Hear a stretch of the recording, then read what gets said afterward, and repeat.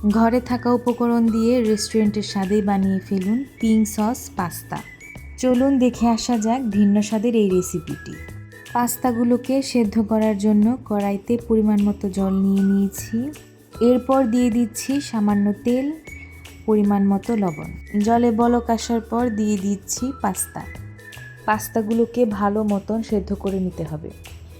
এর জন্য আমি প্রথমেই সামান্য তেল আর লবণ দিয়েছিলাম যাতে একটি আরেকটির গায়ে লেগে না যায়। এই পর্যায়ে আমি একটি পাস্তা উঠিয়ে দেখে নেব তা পুরোপুরিভাবে সেদ্ধ হয়েছে কি না।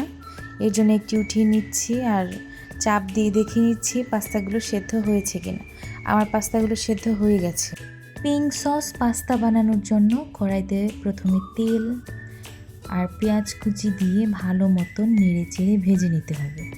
পেঁয়াজগুলোকে অনেক সময় নিয়ে আস্তে আস্তে ভেজে নিতে হবে আর হালকা ব্রাউন কালার করে নিতে হবে।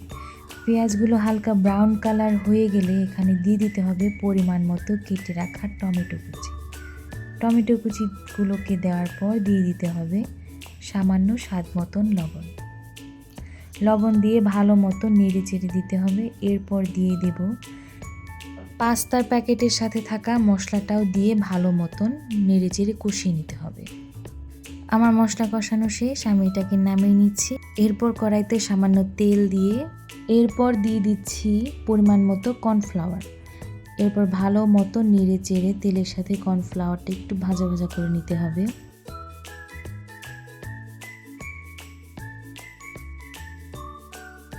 ভাজা হয়ে গেলে দিয়ে দিতে হবে 1 কাপের মতো দুধ দিয়ে ভালো মতন মিশিয়ে একটি ঘন ব্যাটার তৈরি করে নিতে হবে। এই পর্যায়ে দিয়ে দিব 1 চামচ পরিমাণ চিনি, কেটে রাখা চিজ। আমি এখানে দুধের মধ্যে চিজটা দিয়ে দিচ্ছি, এতে ক্রিমি ভাব চলে আসবে। তারপর দিয়ে দেব ভেজে রাখা সেই মশলাটা, পেঁয়াজ আর টমেটো কষানো, আর দিয়ে দেব চিলি ফ্লেক্স আর গোলমরিচ। এরপর ভালো মতন নেড়ে চেড়ে মিশিয়ে নেব আর সর্বশেষ পর্যায়ে দিয়ে দিব সেদ্ধ করে রাখা পাস্তাগুলোকে।